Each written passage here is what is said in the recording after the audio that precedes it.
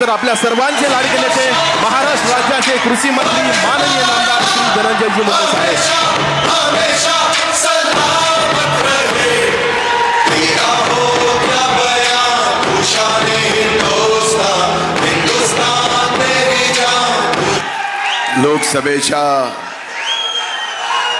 प्रचार सांगतेच्या ज्यांच्या प्रचाराच्या सांगतेची ही सभा आहे। माझ्या भगिनी भारतीय जनता पार्टीच्या राष्ट्रीय चिटणीस, या जिल्ह्याच्या भावी खासदार आणि केंद्राच्या भावी मंत्री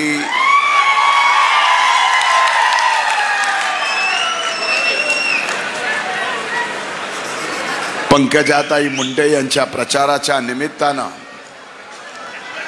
व्यासपीठावर उपस्थित सर्व महायुतीचे सन्माननीय नेते, आज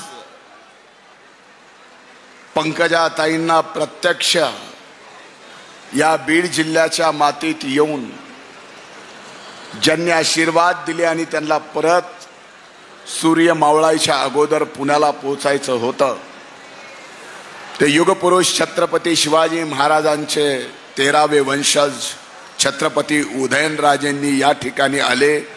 मी या जिल्ह्याचा पालकमंत्री या नात्यानं मी त्यांचं मनपूर्वक स्वागत करतो आणि मुंडे कुटुंबातला मोठा असल्यामुळं त्यांचे मुंडे कुटुंबाच्या वतीनं मनपूर्वक आभारही व्यक्त करतो।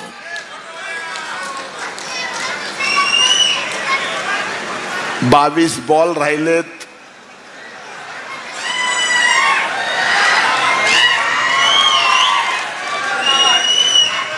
आणि सेंचुरी करायची आहे, त्यामुळे हे जे चाललंय ते बंद करा। ही बीड जिल्ह्याची लोकसभेची निवडणूक अतिशय आगळ्या वेगळ्या वळणावर गेली आहे। मला वाटत होतं की या बीड जिल्ह्याची निवडणूक संबंध देशभरामध्ये लोकसभेची निवडणूक होत असताना विकासाच्या मुद्द्यावर ही निवडणूक व्हावी। मला नाही, आपल्यापैकी अनेक जणांना हे वाटत असेल की ही निवडणूक फक्त आणि फक्त विकासाच्याच मुद्द्यावर व्हायला पाहिजे होती, पण इथं उपस्थित बंधूंनो भगिनींनो, आपण सर्वजण आज पंकजाताईंना आशीर्वाद द्यायला आलात। दुःखाने आणि खेदाने व्यक्त व्हावं लागतंय की ही निवडणूक या बीड जिल्ह्याची देशाच्या आणि या जिल्ह्याच्या विकासावरती नाही झाली, तर फक्त जाती पाती आणि धर्माच्या वर झाली। पण या बीड जिल्ह्यानं कधी जात पात धर्म कुणी कितीही कुठल्याही निवडणूक प्रयत्न केला तर या बीड जिल्ह्याची मायबाप जनतेने कधी जात पात धर्म बघितला नाही, तर कर्तृत्ववान माणसाच्या पाठीमागे हा जिल्ह्यातली प्रत्येक जात पात धर्म या ठिकाणी उभे राहिलेले आहे। मी आपल्याला सूचना केली की मला 22 बॉल मध्ये सेंचुरी करायची आहे। तुम्हाला असं वाटलं असेल की मी भाषणाच्या सेकंदावर मिनिटावर बोललो आहे, नाही। पंकजाताईचा विजय सुनिश्चित आहे, तो विजय ऐतिहासिक मताने होणार आहे हेही सुनिश्चित आहे,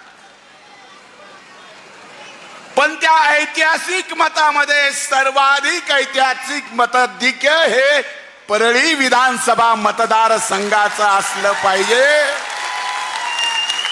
हे तुम्ही देणार आहेत का? याच्यासाठी म्हणलं होतं 22 बॉल मध्ये आपल्याला 100 रन काढायचे आहेत। आता कळालं? आज या ठिकाणी अनेक गोष्टी बोलता येतील। आज जात पात धर्म काढले होते, पण केंद्राच्या 80 कोटी जनतेला ज्यावेळेस मोदी साहेबांनी मोफत राशन दिलं, आपल्यापैकी किती जणाला मिळालं हात वर करा.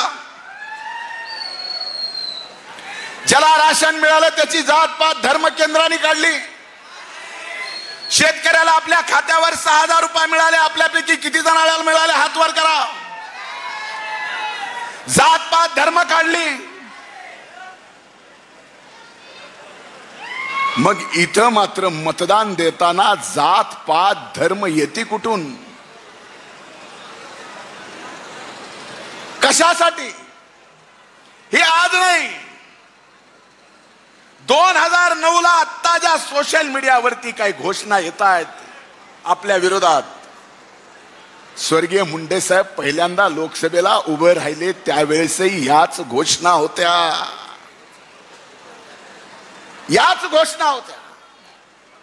पण या बीड जिल्ह्याच्या मायबाप जनतेने त्यावेळेसही दाखवून दिलं. आणि आजही बघा की आपल्या दृष्टीने ही निवडणूक पंकजाताईची नाही, त्या नेत्या आहेत म्हणून नाही, तर त्या देशाच्या लोकनेत्या आहेत म्हणून आपल्यासाठी ही महत्वाची निवडणूक आहे.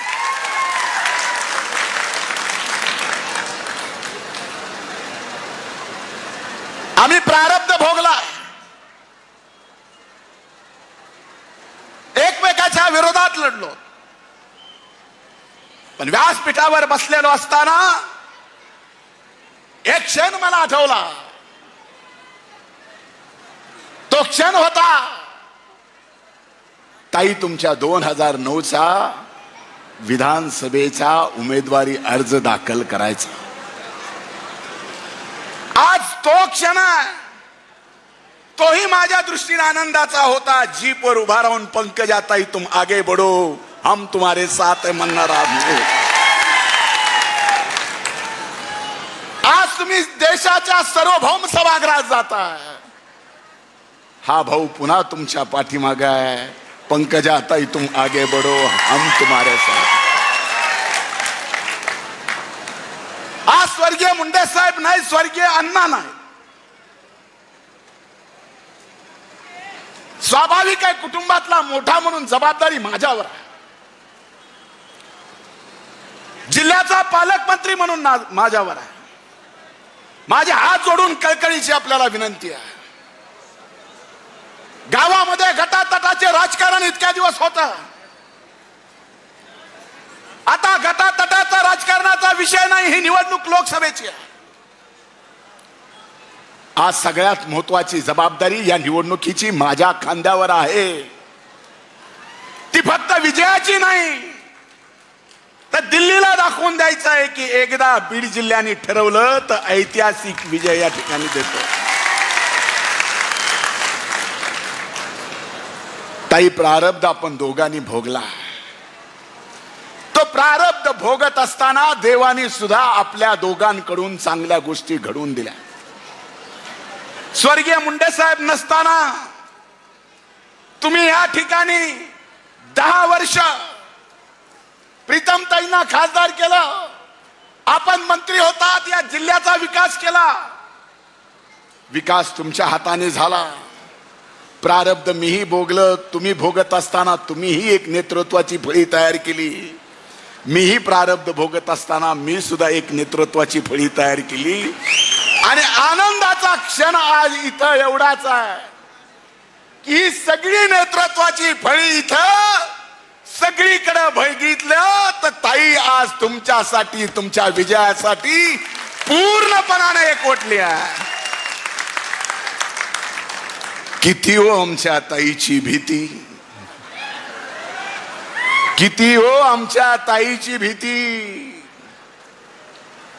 आमच्या माजी नेतृत्वाला, दैवताला, आदरणीय नेत्यांना 3 दिवस जिल्ह्यात येऊन बसावं लागतं. 3 दिवस, 3 दिवस मुक्कामाला. आज या बीड जिल्ह्यामध्ये विकासाच्या मुद्द्यावर निवडणूक लढली जात नाही. 3 दिवस मुक्कामाला. कुठल्याही या बीड जिल्ह्यातल्या पत्रकारांना त्यांना विचारावं, अरे आता प्रचार 6 वाजता संपतोय, शेवटचा प्रश्न तरी शरद पवार साहेबांना विचारा की नेमकं तुमचं मराठा आरक्षणाबद्दल काय मत आहे?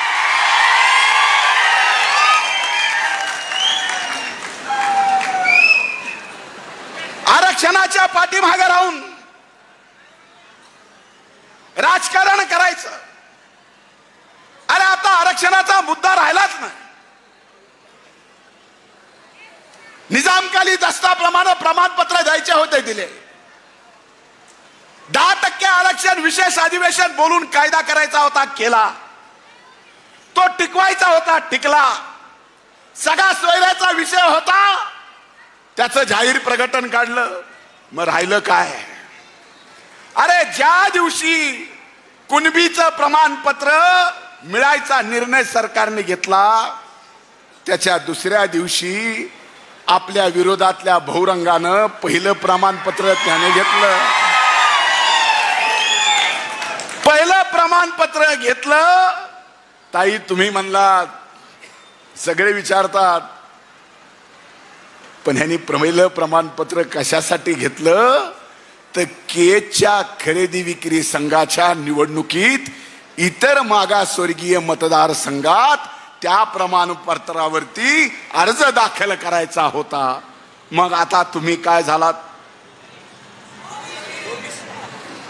एकीकडे ओबीसी म्हणून प्रमाणपत्र घ्यायचं, ओबीसी मतदारसंघात अर्ज दाखल करायचा, तिथं मात्र ओबीसी.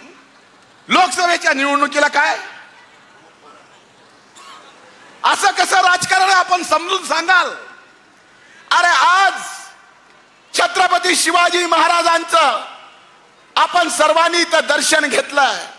त्यांचे 13वे वंशज ताईंना आशीर्वाद या ठिकाणी द्यायला आले. अरे छत्रपती शिवाजी महाराजांनी सुद्धा स्वराज्य उभं करत असताना 18 पगड जाती धर्माच्या सर्वांना सोबत घेऊन स्वराज्य उभं केलं. त्यावेळेसपासून गावगाडा, त्यावेळेसपासूनचा गावगाडा, गावकोस 18 पगड जाती धर्मातले सर्व लोक एकत्रित या ठिकाणी गुणागोविंदाने राहतात. पण इथं मात्र बीड जिल्ह्यामध्ये अतिशय वेगळ्या पातळीवर, एवढ्या खालच्या पातळीवर एवढा द्वेष की आम्ही दोघं बहीण भाऊ आता गाडीतून येताना छत्रपती उदयनराजेंच्या साक्षीनं बोलत होतो की एवढा द्वेष जर होत असेल तर कधी कधी आमच्या सारख्याला सुद्धा खरंच राजकारण समाजकारण करावं का नाही करावं? अरे आम्ही आमच्या कुठल्या तरी जातीत जन्माला आलो, हा आमचा दोष आहे. काय अशी पद्धत आहे का देवाला अर्ज द्यायची, पुढच्या जन्मी कुठल्या धर्मात कुठल्या जातीत जन्माला यायचं, अगोदरच अर्ज लिहून ठेवायचा? आहे का मालक असलं काही? एवढा द्वेष. अरे विकासाच्या मुद्द्यावर तुम्हाला बोलता येत नाही, पण इथं मात्र जातीपातीचं राजकारण करून द्वेष निर्माण करताय. मला खात्री आहे, मला विश्वास आहे तुमच्या सगळ्यांवर, मायबाप जनतेवर. इथं प्रत्येक जातीचा, प्रत्येक धर्माचा माणूस आज प्रचाराच्या समारोपाला गेली 45 दिवस तुम्ही अहोरात्र पंकजाताईंना ऐतिहासिक विजय प्राप्त करण्यासाठी कष्ट करताय. ह्या कष्टाचं मोल, तुमचे उपकार आम्ही कधीही फेडू शकत नाही.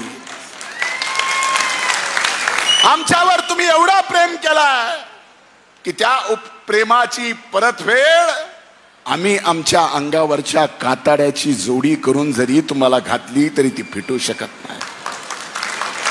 आपल्यापैकी कुणीही म्हणावं, पंकजा ताईला असेल, मला असेल, ताई काळजी करू नका, तुम्हालाही विश्वास देतो.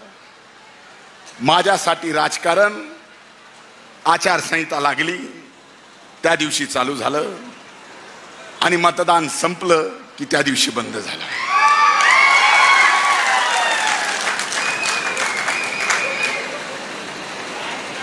ज्यांनी शिव्या दिल्यात तोही दुसऱ्या दिवशी येऊन काम सांगतो आणि आपण काम करतो. हा स्वभाव आहे.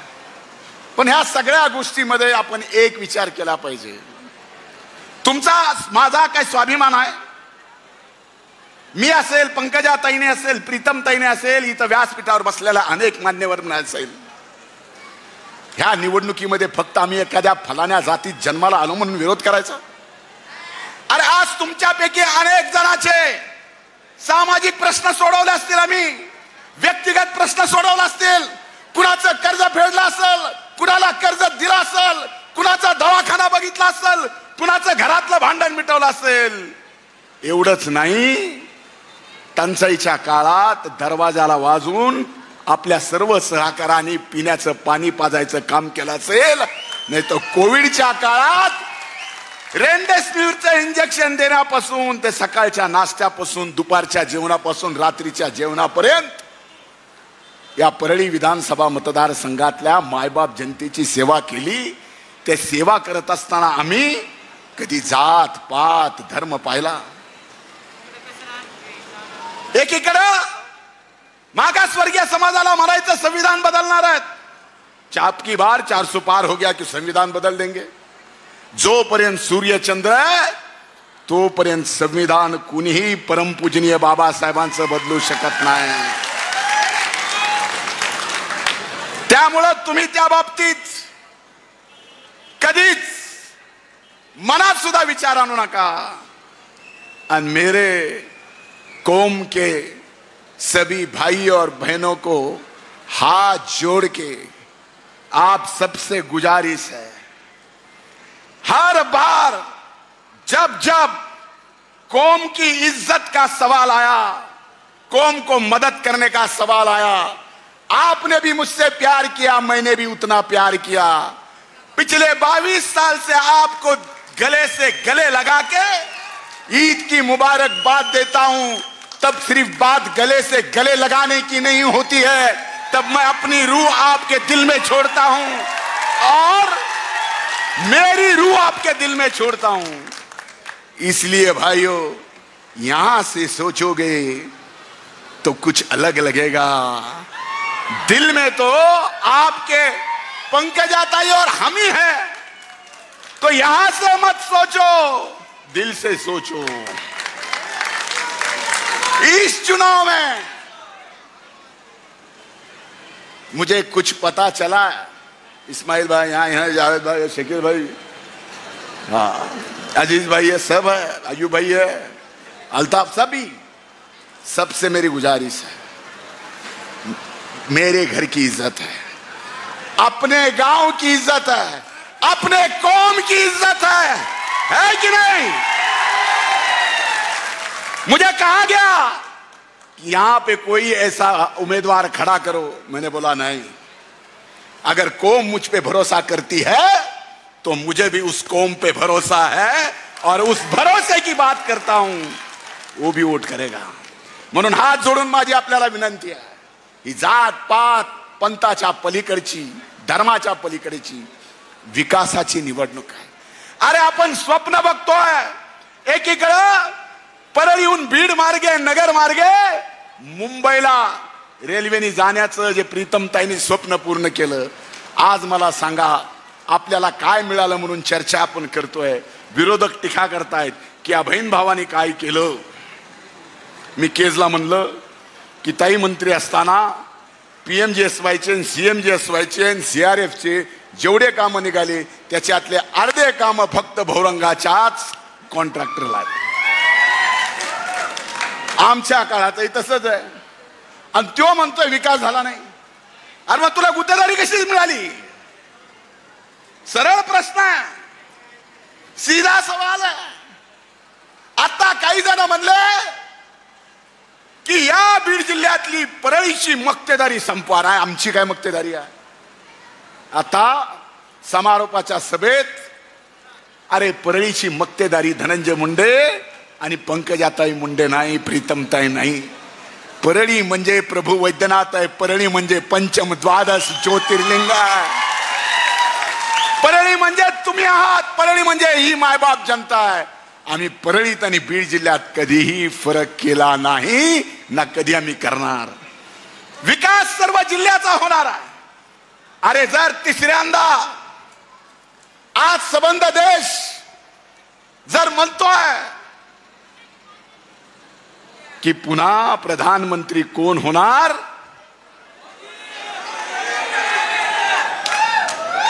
अगर मोदी जी वापिस पीएम बनने वाले हैं तीसरी बार, तो पहली बार अपने को भी यहां से पीएम को भेजना है।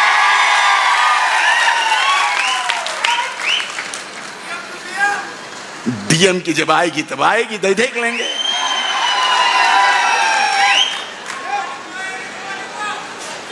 काय म्हणलं? पण एक लक्षात घ्या, माझ्या दृष्टीने ही विकासाची जेवढी महत्वाची निवडणूक आहे, तुम्ही माझं कुटुंब आहात, माझं जे काय आहे ते तुमचं आहे. आमच्या कुणाच्याही दारातून आपल्यापैकी एकही कुठल्याही अडचणीच्या काळात त्या अडचणीचा निकाल निघाल्याशिवाय गेलं नाही. कुठल्याही अडीनडीला आपल्यापैकी कसलीही गरजूवंत समोर आला तर तो कधीच रिकाम्या हाताने गेला नाही. मग मला सांगा, एवढं प्रामाणिकपणानं इमानदारीनं काम आपण या ठिकाणी करतोय, तर आपण सुद्धा या बीड जिल्ह्याला जर देश जगाच्या पातळीवर विकास करत असेल, तर बीड जिल्ह्यानं सुद्धा देशाच्या सोबत विकास केला पाहिजे. मोदी साहेब जगात जर देशाचा विकास करतायत, तर मोदी साहेबांसोबत पंकजाताईंनी सुद्धा या बीड जिल्ह्याचा विकास केला पाहिजे. त्या विकासासाठी ही निवडणूक महत्वाची आहे. आणि बघा, योग काय असतो, प्रारब्ध काय असतं, नियतीला काय मान्य असतं, तो दिवस चांगला म्हणावा का वाईट म्हणावा. ज्या दिवशी पंकजाताईंनी स्वतःच्या हाताने स्वर्गीय मुंडे साहेबांना 2014ला अग्नी दिली, त्याच दिवशी आपल्या या लोकसभेच्या निवडणुकीचा निकाल, ज्या दिवशी अग्नी दिली त्याच दिवशी निकाल. आणि हे सगळं आपल्या सर्वांसाठी एक आव्हान आहे. गुलाल उधळावा का दुःख व्यक्त करावं, पण नियतीला जर मान्य असेल की दिलेल्या अग्नीतून आज 10 वर्षानंतर पुन्हा स्वर्गीय मुंडे साहेब पंकजाताईच्या रूपाने आपल्या सगळ्यांच्या समोर येत असतील, तर ते आपल्याला आनंदानं स्वीकारावा लागेल. आणि तो आनंद जर आपल्याला आणायचा असेल, तर हे असले बहुरंगी जे म्हणते हृदय फाडलं